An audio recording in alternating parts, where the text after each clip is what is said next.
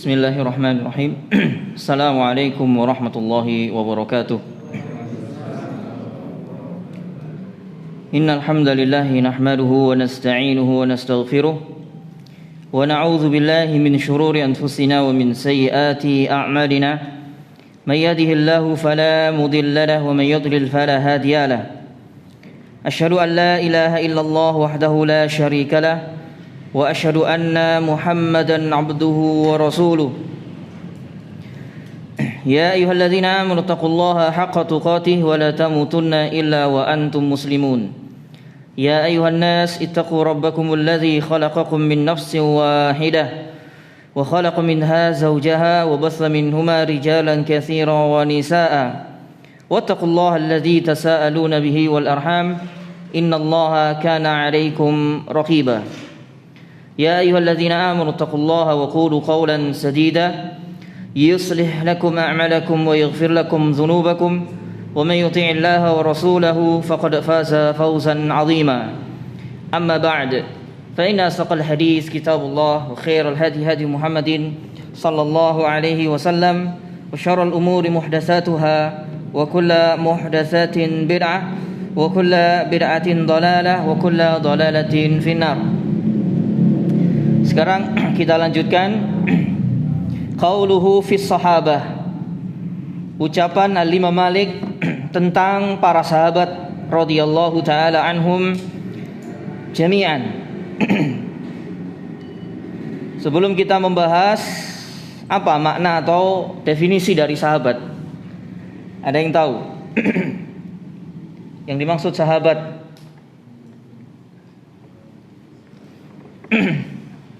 Ayo. Orang yang bertemu dengan Nabi SAW lalu beriman kepada beliau dan beriman sampai wafat. Iya, itu secara ringkasnya. Ya. Sebagaimana ini juga disebutkan oleh Al-Imam Ibnu Hajar dalam kitabnya Al-Isabah fi Tamyiz As-Sahabah, di mana beliau mendefinisikan yang dimaksud sahabat adalah wal asahhu maqila fi ta'rifi sahabi. Dan yang benar, yang paling benar atau yang benar tentang pengertian sahabat, annahu man laqiyan nabiyya sallallahu alaihi wasallam, yakni orang yang berjumpa dengan Nabi sallallahu alaihi wasallam fi hayatihi, dalam hidupnya, musliman, dalam keadaan muslim, wa mata ala islamihi, dan dia mati di atas keislamannya. Syaratnya berjumpa. Kalau tidak pernah berjumpa walaupun hidup satu zaman, maka tidak dikatakan sahabat. Contohnya siapa? Uwais Al-Qarni. Masya Allah, ngerti apa?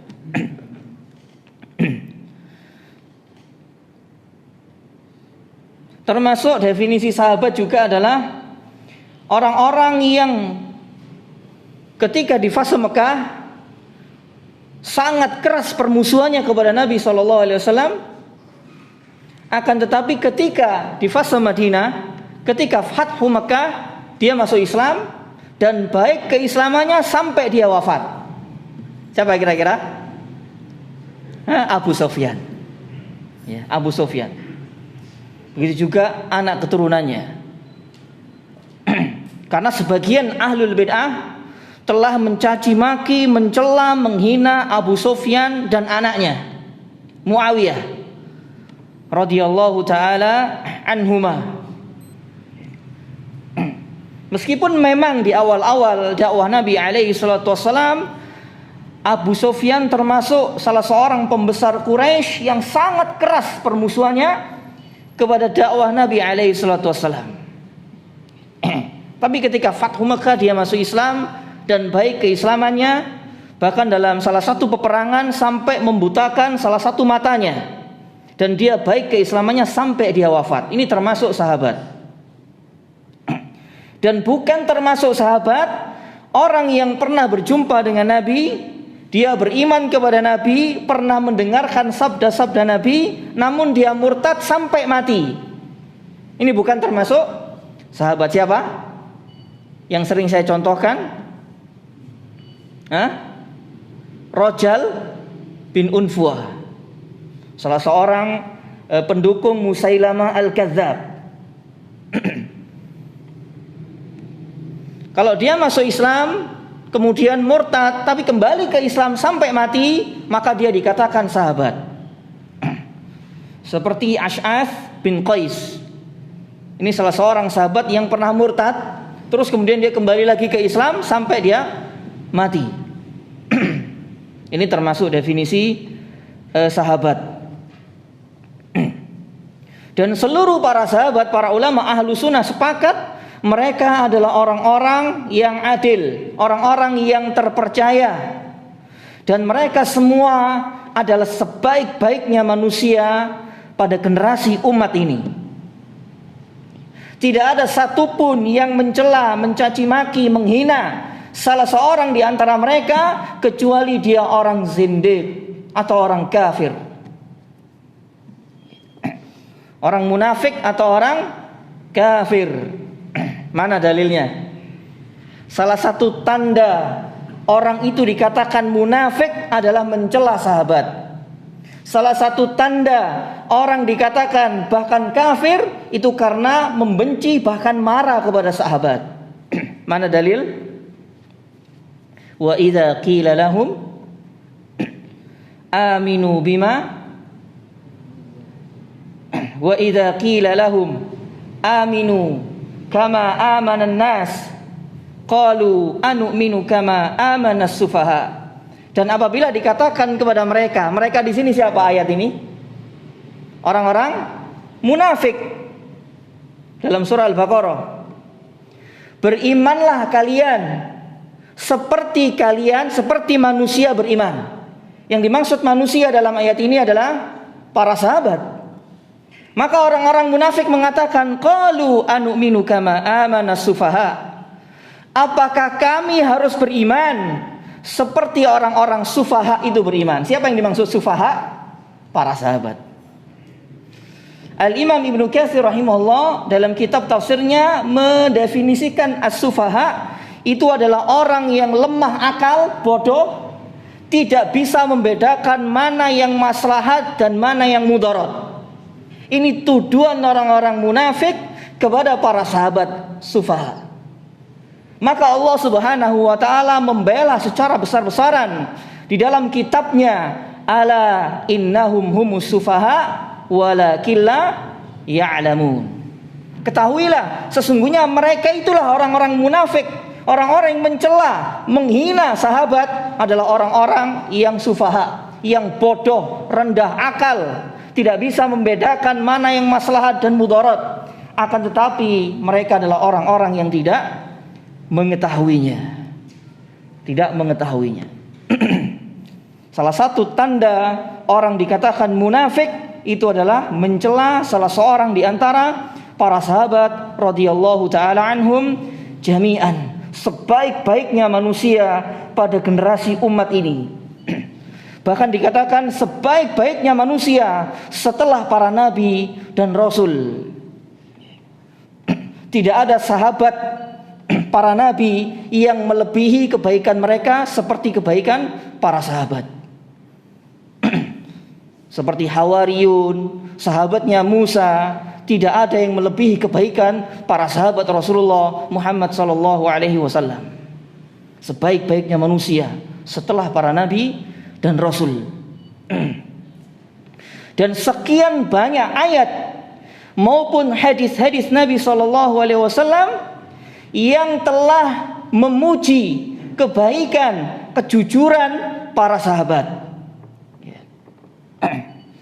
Yang telah memuji kebaikan, kejujuran, berbagai macam keutamaan para sahabat radhiyallahu taala anhum jami'an.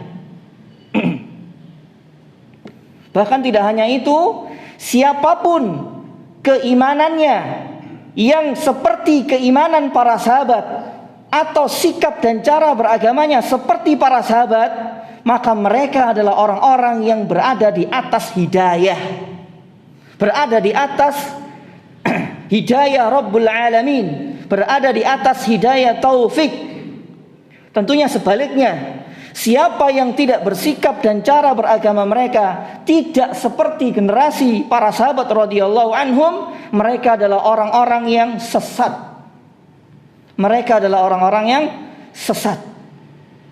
Maka para sahabat Rasulullah merupakan miqyas, timbangan untuk menilai seseorang itu berada di atas Islam yang benar atau tidak. Timbangannya ada pada sahabat. Sesuai enggak orang ini sikap dan cara beragamanya dengan para sahabat? Apakah dia meyakini suatu keyakinan ini pernah diyakini oleh generasi para sahabat? Atau seseorang mengamalkan suatu amaliyah ibadah, pernah tidak amaliyah ibadah itu diamalkan oleh para sahabat? Jika tidak, maka itu merupakan sesuatu yang telah menyimpang, menyalahi jalan yang lurus. Menyalahi jalan yang lurus. Fa in amanu bimithli ma amantum bihi faqad ihtadaw. Dalam surah Al-Baqarah ayat 137. Maka jika mereka beriman, yang dimaksud mereka di sini khususnya orang-orang ahli kitab dan secara umum seluruh manusia. Dan jika mereka beriman bimithli ma amantum bihi, seperti kalian beriman, yakni para sahabat, seperti keimanan kalian, faqad tadau, maka mereka yakni ahli kitab secara khusus dalam ayat itu maupun seluruh manusia secara umum setelah generasi para sahabat beriman seperti mereka, faqad tadau, maka mereka adalah orang-orang yang mendapatkan petunjuk. Lalu Allah Rabbuna melanjutkan ayat itu, fa in tawallau, maka jika mereka berpaling, tidak mengikuti keimanan sahabat, tidak mengikuti cara dan sikap mereka di dalam beragama, di dalam menegakkan Islam, fa innama hum fi syiqaq, maka sesungguhnya mereka berada di dalam perpecahan, berada di dalam kesesatan. Tidak dapat tidak, seseorang yang menyalahi sikap dan cara beragama para sahabat Rasulullah sallallahu alaihi wasallam akan dijamin sesat. Akan semakin sesat dia dari jalan Allah Subhanahu wa taala. Di dalam surah An-Nisa, Allah Subhanahu wa taala menyebutkan nuwallihi ma tawalla. Maka kami palingkan dia kemana dia berpaling. Kami ombang-ambingkan dia dalam kesesatan.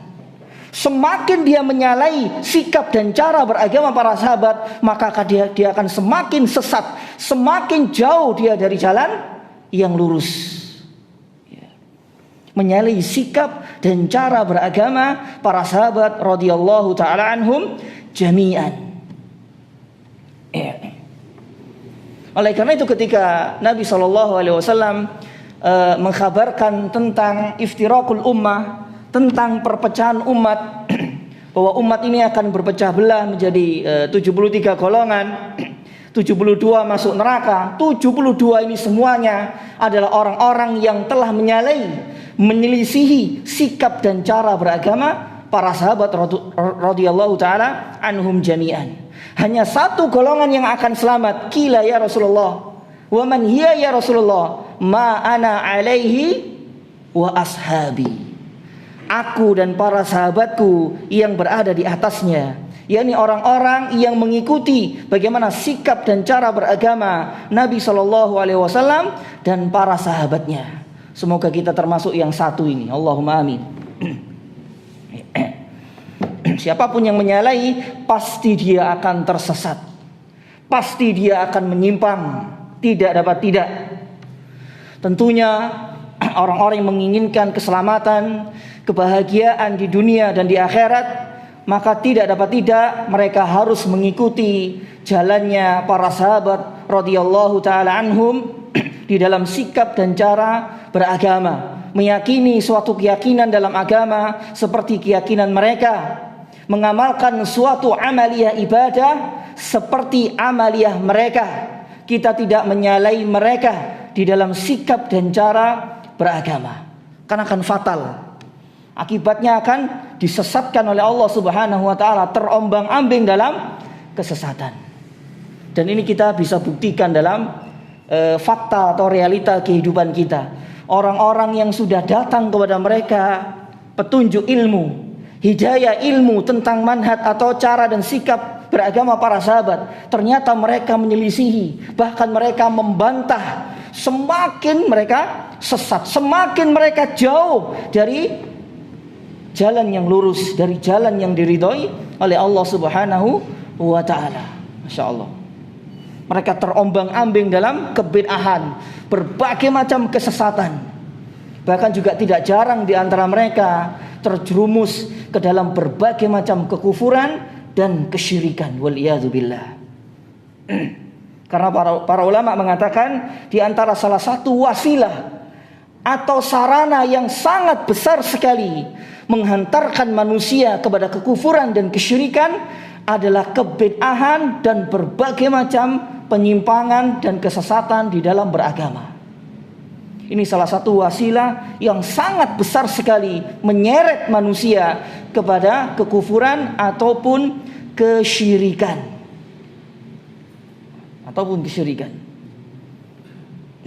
Kita harus hati-hati. Apalagi di zaman yang merebaknya fitnah seperti di zaman kita ini. Munculnya ruwaibidah, munculnya orang-orang bodoh yang berbicara tentang agama. Namun mereka dianggap orang-orang yang mengerti agama. Dan para penyeru kesesatan yang muncul di tengah-tengah umat ini. Mereka mengajak kepada pemahaman mereka, mereka mengajak kepada keyakinan mereka yang menyalahi sikap dan cara beragama para sahabat radhiyallahu taala anhum jami'an.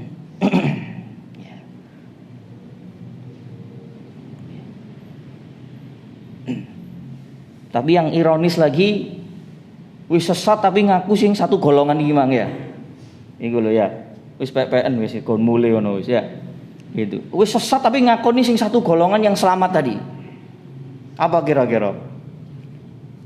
Sampai jawab dewe ya.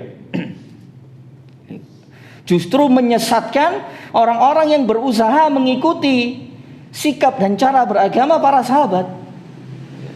Terus diarani Wahabi lah atau apalah. Ya. Hati-hati ajaran Wahabi. Ono mana sing berfatwa haram masuk pondok-pondoknya Wahabi ya. Ono video niku. Ngawur ngomong syukur jeplak ya. Itu. Iku ngaku paling paling satu golongan itu ya.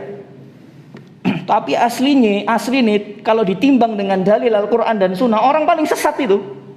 Orang paling sesat. Syukur jeplak lah ngomong itu. Asal mangap saja kalau berbicara agama. Ya, naudzubillah min dzalik. Bagaimana nanti pertanggungjawabannya di hadapan Allah Subhanahu wa taala? Berapa ratus ribu orang, berapa juta orang yang disesatkan dengan sebab kebohongan dan kedustaannya. Ya, Masya Allah. Waliyahzubillah.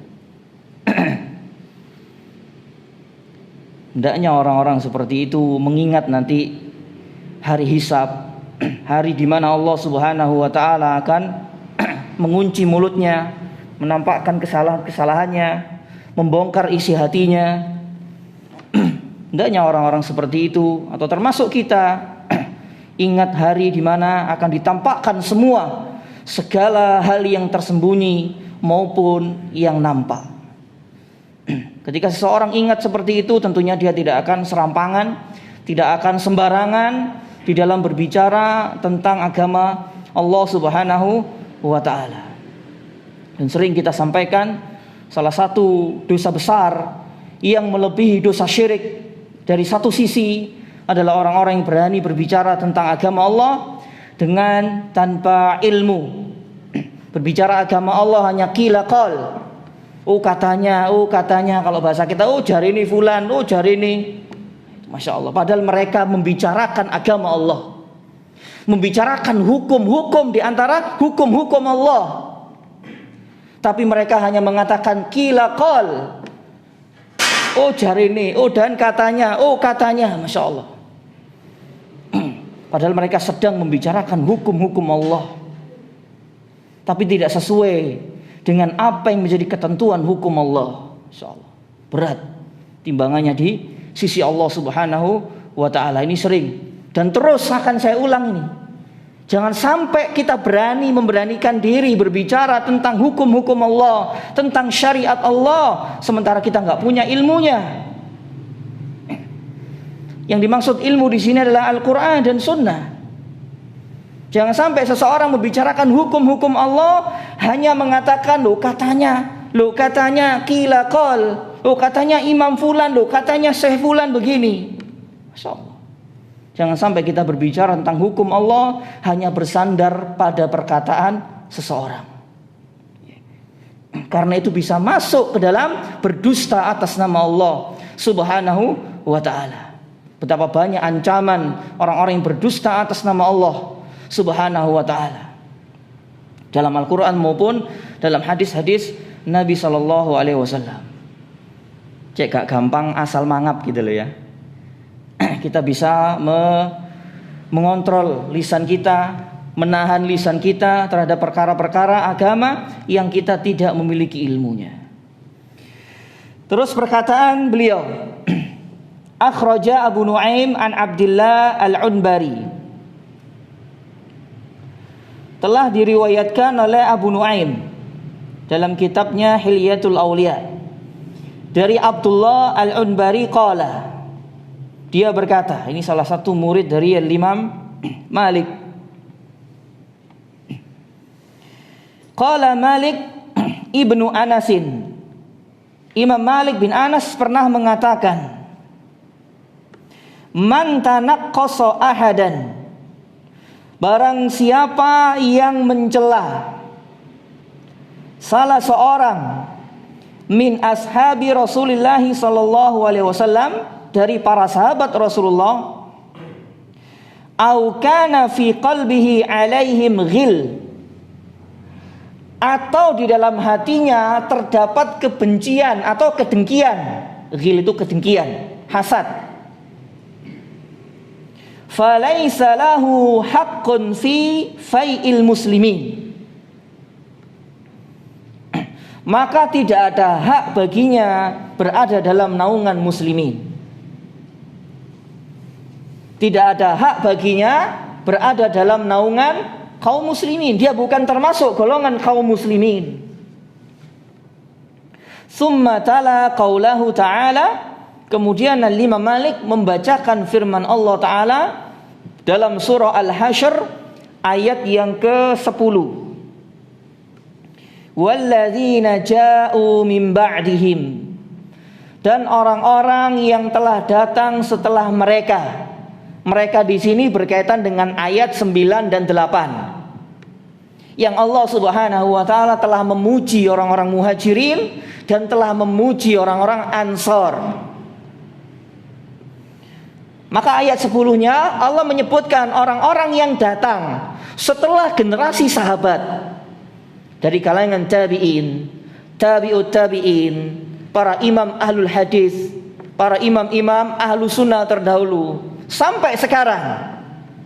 Yaqulun, mereka mengatakan, Rabbana ighfir lana, ya Rabb kami, ampunilah dosa-dosa kami. Wali ikhwanina alladzina sabaquna bil iman, dan saudara-saudara kami yang telah mendahului kami dengan keimanan. Wala taj'al, dan jangan engkau jadikan fi qulubina, di dalam hati-hati kami, ghillan, kedengkian. Jadi seorang yang mukmin, orang yang beriman kepada Allah, maka dia tidak ada kebencian, kedengkian dalam hatinya kepada para sahabat radhiyallahu ta'ala anhum jami'an.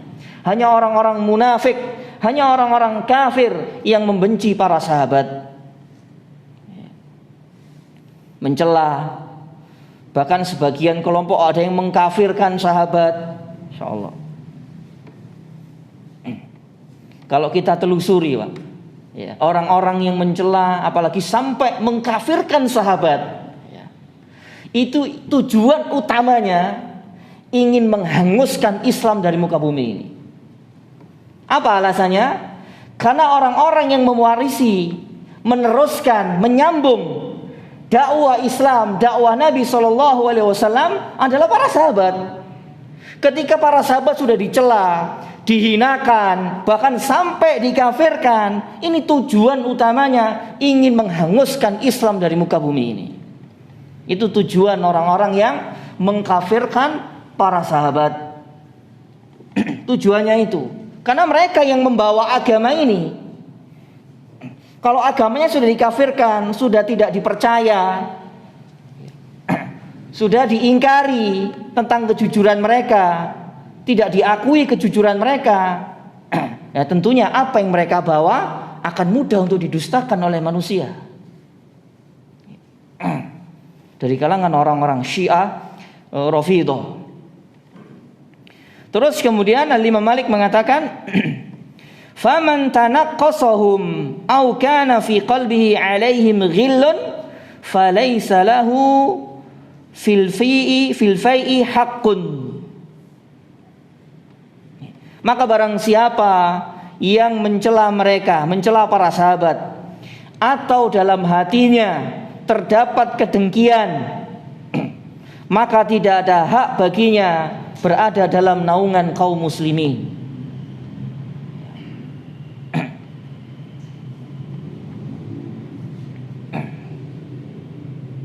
Terus kemudian yang berikutnya, poin yang kedua, wa akhraja Abu Nu'aim an rajulin min waladi Zubair. Abu Nu'aim telah meriwayatkan dari salah seorang dari anak Az-Zubair.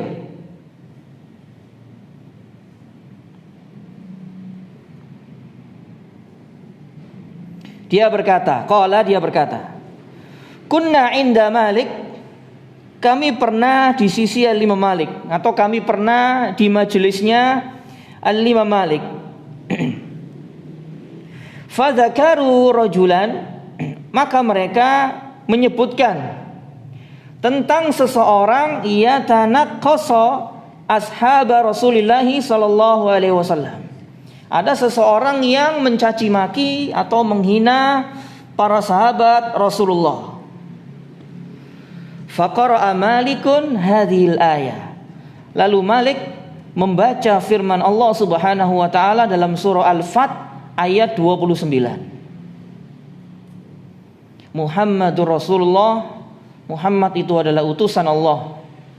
Walladzina ma'ahu asyidda, dan orang-orang yang bersamanya adalah keras alal kufar, terhadap orang-orang kafir.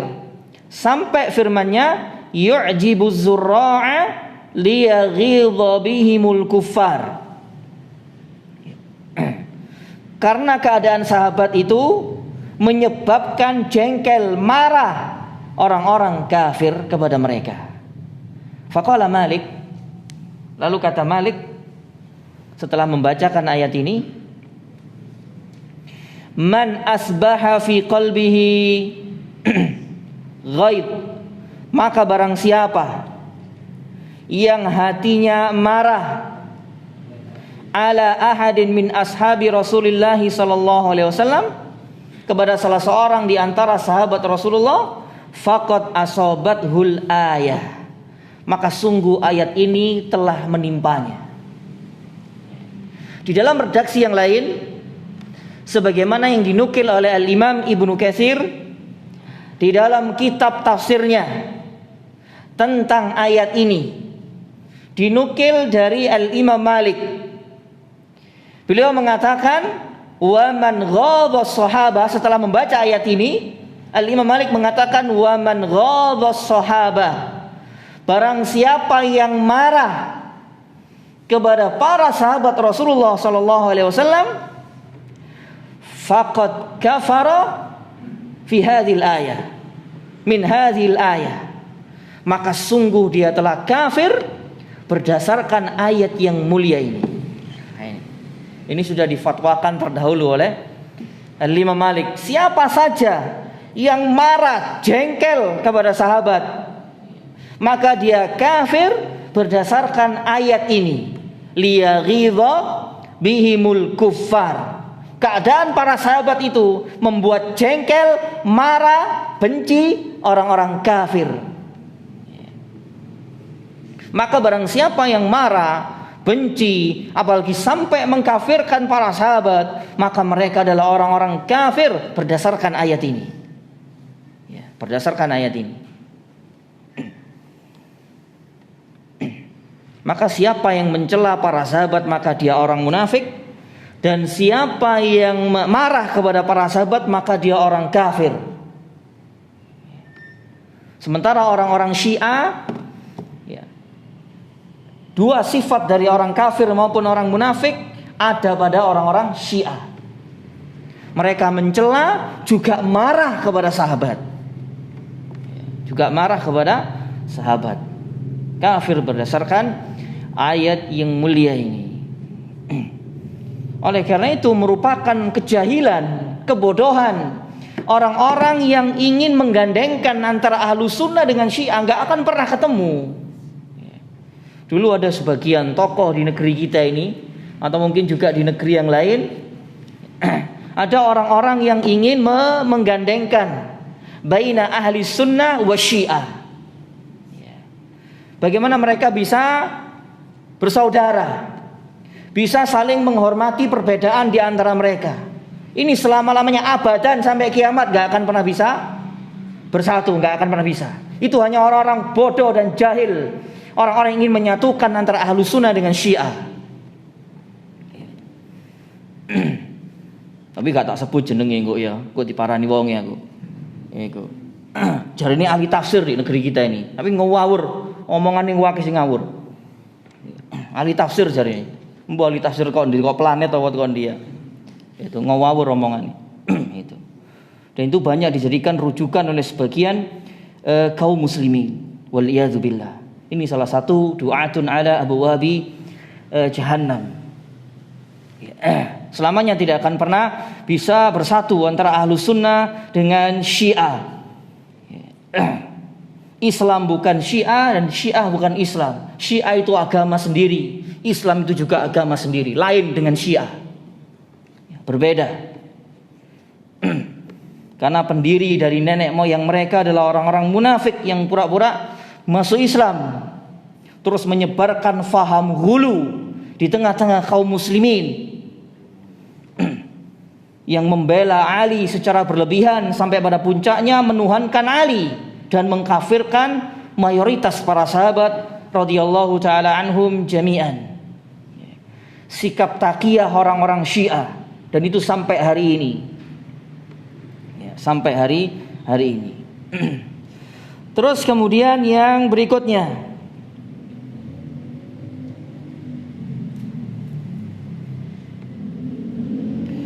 wa auradal qadhi Iyad, dan al-Imam al-Qadhi Iyad telah menyebutkan an Ashhab ibni Abdul Aziz, dari Ashhab bin Abdul Aziz. Qala, dia berkata, kunna inda Malikin, kami pernah di majelis Imam Malik. Idh waqafa alaihi rajulun minal alawiyyin, ketika berdiri seseorang di hadapan Imam Malik dari kalangan orang-orang Alawiyyin, pendukung Ali bin Abi Thalib, orang-orang yang mengingkari kekhalifahan 3 khalifah sebelumnya, Abu Bakar, Umar, dan Utsman.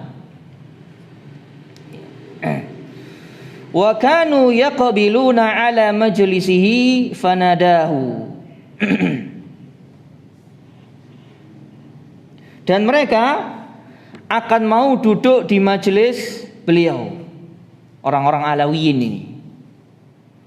Fanadahu, maka memanggil lelaki yang berdiri tadi. Ya Aba Abdillah, wahai Abu Abdillah. Fa asyrafa lahu Malikun, lalu Malik memperhatikannya.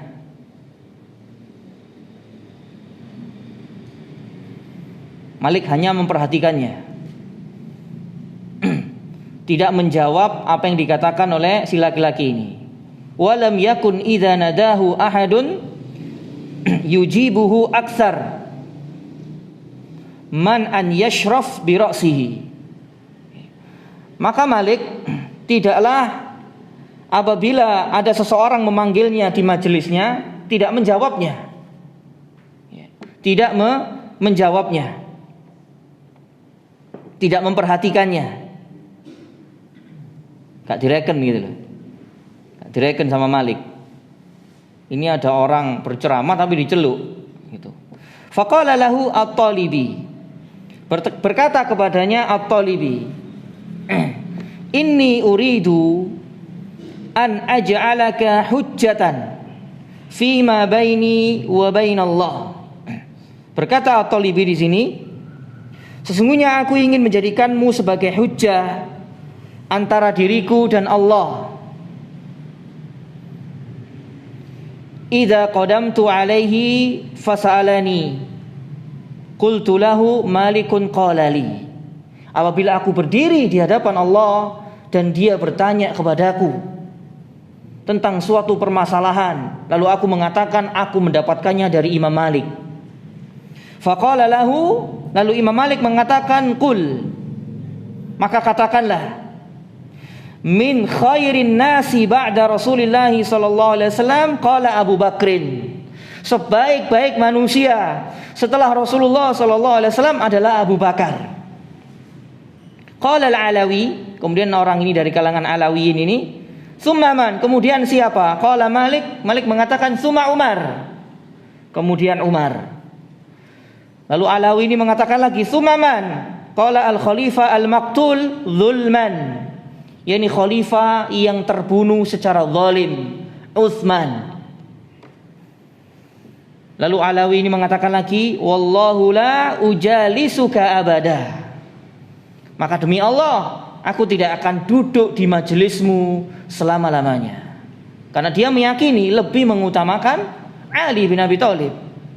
Qala lahu Malik fal khiyaru ilaika, maka Malik mengatakan kepadanya, maka pilihan itu terserah ada padamu, terserah kamu. Insyaallah, pilihan terserah kamu. Tapi kami meyakini sebaik-baik manusia setelah Rasulullah urutannya adalah Abu Bakar, Umar, Utsman, terus kemudian Ali.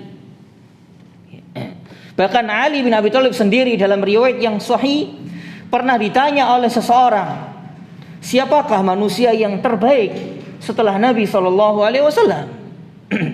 Maka Ali mengatakan Abu Bakar. Kemudian siapa lagi? Kemudian Umar. Kemudian siapa lagi? Kemudian Utsman. Kemudian setelah Utsman siapa? Qala la adri, saya tidak tahu. Ana minal muslimin, aku hanyalah salah seorang di antara kaum muslimin. Masya Allah, tawaduknya Ali bin Abi Thalib. Mungkin kalau kita yo ayas ya, yo ayas yes, ya khalifah keempat loh, gitu. Tapi Ali tidak. Ya, beliau mengatakan la adri ana minal muslimin. Aku tidak tahu, aku hanyalah salah seorang di antara kaum muslimin. Masya Allah, tawaduknya sahabat yang mulia Ali bin Abi Thalib, yang dia mencintai Allah dan Rasulnya, dan dia dicintai oleh Allah dan Rasulnya. Masya Allah. Ini sebaik-baik manusia dari kalangan para sahabat, 4 khalifah dari kalangan para sahabat radhiyallahu taala anhum jami'an. Ini diantara akidah Al-Imam Malik tentang para sahabat radhiyallahu taala anhum jami'an. Baik. Sekarang yang berikutnya, nahyuhu 'anil kalam wal khusumat fid din. Larangan beliau rahimahullah ta'ala Imam Malik tentang ilmu kalam dan berbantah-bantahan dalam agama. Larangan beliau dari mempelajari ilmu kalam Jadi satu cabang ilmu dalam agama yang berkaitan dengan keimanan harus didahulukan akal terlebih dahulu daripada wahyu. Ini ilmu kalam. Para pemeluknya dikatakan mutakallimin. Jadi asas dasar keimanan mereka di dalam keimanan kepada Allah dan Rasulnya, asas dasarnya adalah akal. Segala perkara keimanan yang menurut mereka bertentangan dengan akal, jika itu hadis, ada yang didhaifkan oleh mereka, maka jika itu ayat ataupun hadis yang sahih, maka alternatifnya adalah ditakwil. Maka dengan sebab ilmu kalam inilah muncul berbagai macam kerusakan di tengah-tengah umat ini. Dan ilmu kalam ini diadopsi dari orang-orang Yunani, orang-orang ateis. Setelah buku-buku Yunani, filsafat Yunani masuk ke negeri-negeri kaum muslimin dan diterjemahkan ke dalam bahasa Arab pada tahun 1 atau abad 1 atau 2 Hijriah. Sehingga muncul berbagai macam keyakinan-keyakinan yang batil. Karena semuanya harus ditimbang dengan akal. Kebenaran itu harus ditimbang dahulu dengan akal. Oleh karena itu semua asas dasar mutakallimin dari kalangan ahlul bid'ah, Jahmiyah, Mu'tazilah dan yang semisal mereka, anak keturunannya, asas utama dasar agama mereka adalah taqdimul aqli ala naqli. Ini harus kita ingat ini. Ya, ini semua asas dasar agama ahlul bid'ah. Jahmiyah, Mu'tazilah, Asy'ariyah, Maturidiyah atau yang selain mereka. Khawarij, Rafidhah, Murji'ah. Asas dasarnya adalah taqdimul aqli ala naqli. Ini asas dasar semua ahlul bid'ah. Berbeda dengan ahlu sunnah. Asas dasar mereka adalah mendahulukan akal daripada an-naql. Apa an-naql itu? Wahyu Al-Quran dan sunnah. Berbeda dengan ahlu sunnah. Berbeda dengan ahlu sunnah.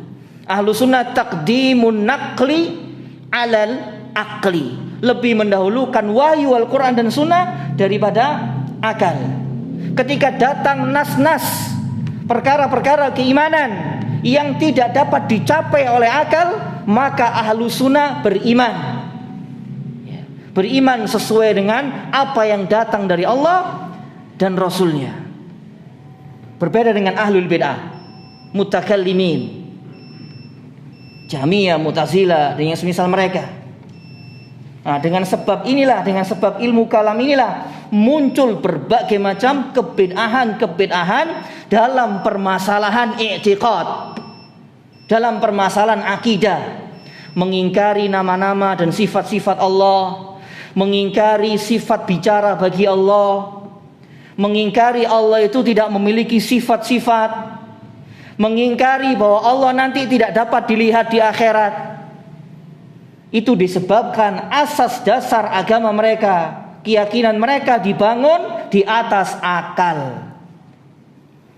Dan itu sampai hari ini.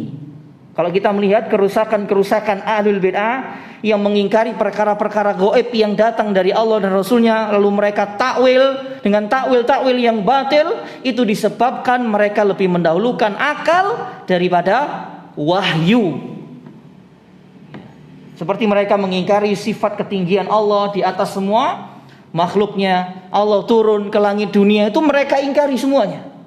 Disebabkan apa? Mereka lebih mendahulukan akal daripada wahyu. Maka gak mungkin Allah itu berada di satu arah seperti kita di atas. Allah itu bersih dari 6 arah. Lah terus di pokoknya Allah itu ada, tidak bertempat. Terus gak mungkin Allah Ta'ala turun ke langit dunia. Sementara bumi ini berputar, di setiap tempat malam maka di tempat yang lain akan siang. Begitu seterusnya. Kalau Allah turun ke langit dunia, maka Allah selamanya tidak akan pernah naik ke atas langit. Ini sesuai dengan akal-akal yang rusak orang-orang mutakallimin. Jadi Allah Ta'ala itu mereka bayangkan, mereka fikirkan, mereka halusinasikan seperti makhluk. Padahal Allah Ta'ala berfirman apa? Laisa kamitslihi syai'. Allah turun, katakan Allah turun. Tidak boleh dikatakan Allah yang turun itu bukan Allah, tapi rahmatnya. Tidak.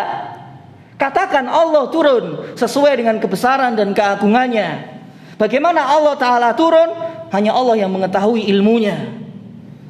Rasulullah hanya mengkabarkan Allah Ta'ala turun. Allah dan Rasulullah mengkabarkan bahwa dia di atas langit. Tetapkan Allah di atas langit. Bagaimananya kita tidak tahu. Allah memiliki wajah, Allah memiliki tangan, dan sifat-sifat yang lainnya kita tetapkan sebagaimana Allah dan Rasulnya mengkabarkannya. Tidak ditakwil, tidak direka-reka, tidak difikirkan. Tangannya Allah, berarti kalau kita menetapkan tangan bagi Allah, kita juga punya tangan. Kalau begitu kita menetapkan bagi Allah tangan, sama saja menyerupakan Allah dengan makhluknya. Ini kerusakan ahlul bid'ah, disebabkan ilmu kalam, lebih mendahulukan akal daripada wahyu. Seperti semua ahlul bid'ah sejak zaman dahulu sampai hari ini, semua asas dasar mereka adalah al-aqlu.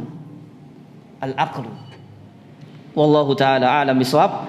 Belum kita bahas redaksinya tentang larangan beliau dari ilmu kalam dan berbantah-bantahan dalam masalah agama. Mungkin ini yang bisa kita bahas. Semoga apa yang kita bahas ini menambah iman, menambah ilmu, dan semoga Allah Subhanahu wa ta'ala menjadikan kita hamba-hambanya yang istiqomah di atas Islam, di atas sunnah, di atas sikap dan cara beragama para sahabatnya. Dan semoga Allah Subhanahu wa ta'ala mewafatkan kita semua dalam keadaan husnul khatimah. Kita akhiri dengan doa kafaratul majelis. Subhanakallahumma wa bihamdika asyhadu an la ilaha illa anta astaghfiruka wa atubu ilaik. Assalamualaikum warahmatullahi wabarakatuh.